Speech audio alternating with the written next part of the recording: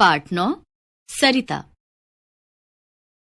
कवि ने प्रस्तुत कविता में नदी के स्वरूप का बड़ी सुंदर ढंग से वर्णन किया है।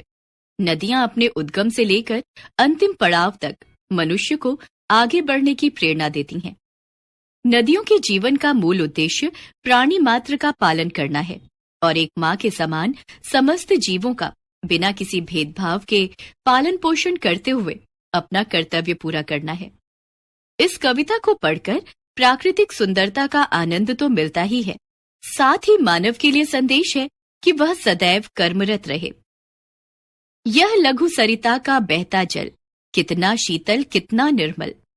हिमगिरी के हिम से निकल निकल यह विमल दूध सा हिम का जल, कर कर निनाद कलकल छल छल बहता आता नीचे पल पल, तन का चंचल मन का विह्वल यह लघु सरिता का बहता जल, निर्मल जल की यह तेज धार करके कितनी श्रृंखला पार, बहती रहती है लगातार गिरती उठती है बार बार,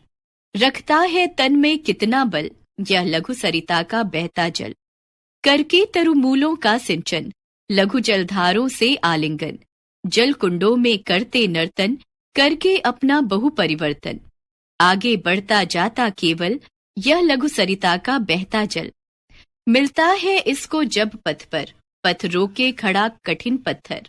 आकुल आतुर दुख से कातर सिर पटक पटक कर रो रो कर, करता है कितना कोलाहल यह लघु सरिता का बहता जल, हिम के पत्थर वे पिघल पिघल बन गए धरा के वारी विमल, सुख पाता जिससे पथिक विकल पी पी कर अंजलि भर मृदु जल, नित चलकर भी कितना शीतल यह लघु सरिता का बहता जल, कितना कोमल कितना वत्सल जननी का वह अंतस्थल, जिसका वह शीतल करुणा जल बहता रहता युग युग अविरल, गंगा यमुना सरयू निर्मल यह लघु सरिता का बहता जल।